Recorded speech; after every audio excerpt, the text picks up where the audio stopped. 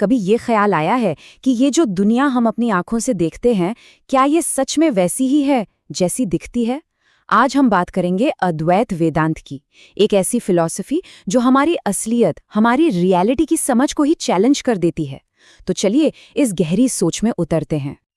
ये फिलॉसफी, ये पूरा दर्शन, ये एक बड़े ही जबरदस्त सवाल से शुरू होता है। क्या हो अगर ये दुनिया, ये जिंदगी जिसे हम इतना सच, इतना रियल मानते हैं, असल में सिर्फ एक सपना हो? बस यही एक सवाल हमें इस दर्शन की गहराइयों में ले जाने के लिए काफी है। अद्वैत वेदांत कहता है कि हमारी ये दुनिया, जिसमें हम चीज़ों से, लोगों से इतना जुड़े हुए हैं, वो असल में एक भ्रम है। इसे माया का नाम दिया गया है। ये एक ऐसा सपना है जो तब तक ही सच लगता है जब तक कि कोई जाग न जाए और असलियत को देख न ले। तो एक लॉजिकल सवाल मन में आता है ना, कि अगर ये दुनिया जिसे हम देख सुन रहे हैं वो एक भ्रम है, तो फिर असली सच क्या है? चलिए इसे समझने के लिए इसके दो सबसे जरूरी कॉन्सेप्ट्स को देखते हैं। इस फिलॉसफी के बिल्कुल सेंटर में है ब्रह्म। ब्रह्म ही वो एक अल्टीमेट रियलिटी है। अब जरा सोचिए, ब्रह्म अनंत है, इन्फिनिट है, और कोई भी चीज जो इन्फिनिट हो वो सिर्फ एक ही हो सकती है, राइट? क्योंकि अगर दो इन्फिनिट चीजें हुईं तो वो तो एक दूसरे को लिमिट कर देंगी।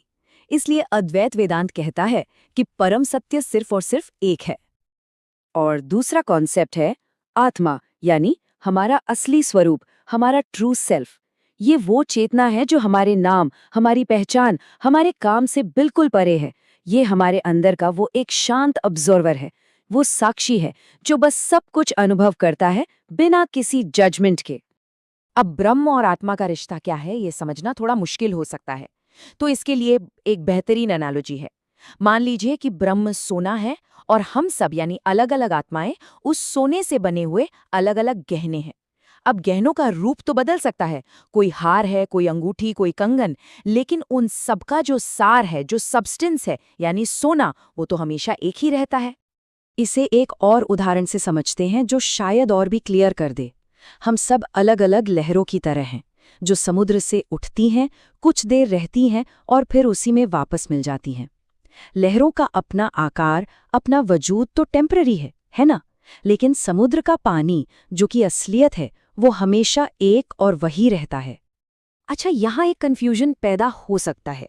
अगर सब कुछ एक ही है, तो फिर ये जो भक्त और भगवान का कॉन्सेप्ट है, जहाँ भक्त भगवान की पूजा करता है, ये अलग अलग क्यों दिखाई देता है? इसी कन्फ्यूजन को दूर करने के लिए अद्वैत वेदांत रियलिटी के दो लेवल्स की बात करता है। पहला है व्यावहारिक सत्य। ये हमारी रोजमर्रा की दुनिया है, जहां हमें सब कुछ अलग अलग दिखता है, जहां भेद मौजूद हैं।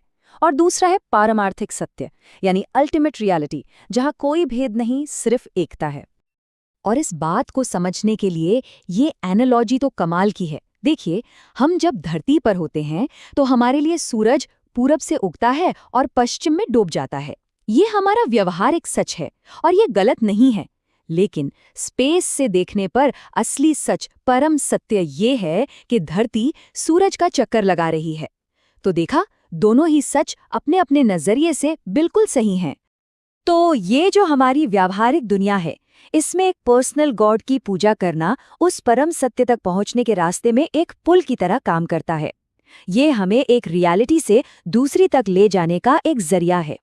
इस पर्सनल गॉड को सगुण ब्रह्म कहते हैं, यानी गुणों वाला ब्रह्म, जिसका कोई रूप है, आकार है, नाम है।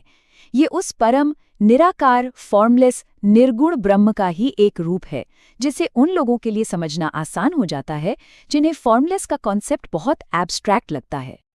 ये जो भक्ति मार्ग है, ये एक बहुत ही खूबसूरत सफर जैसा है। सबसे पहला कदम है ध्यान को दुनिया की चीजों से हटाकर एक जगह फोकस करना। इससे क्या होता है? मन शांत और शुद्ध होता है।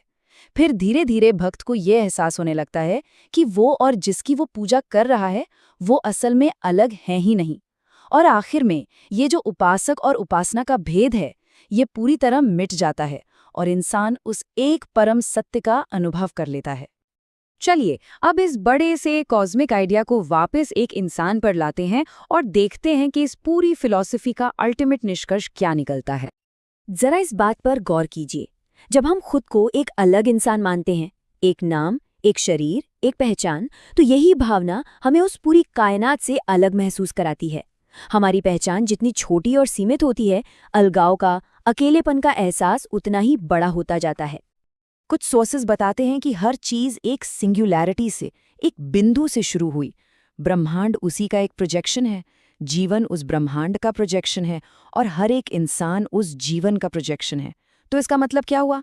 इसका मतलब ये हुआ कि हर एक व्यक्ति अपने आप में पूरा ब्रह्मांड है, बस एक खास रूप में सामने आया है।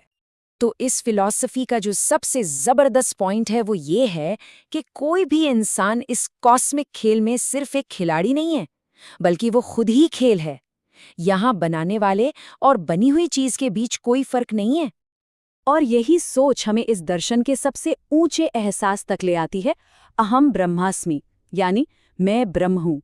ये वो परम ज्ञान है, वो अल्टीमेट रियलाइजेशन है कि हमारा असली स्वरूप हमेशा से ही वो एक परम सत्य रहा है। तो ये दर्शन हमें एक आखिरी गहरे सवाल के साथ छोड़ जाता है। अगर ये पूरी जिंदगी एक कॉस्मिक खेल है, जिसमें चेतना खुद को ही अनगिनत रूपों में अनुभव कर रही है, तो फिर इस खेल में हर इंसान की भूमिका क्या है? इस पर सोचिएगा जरूर।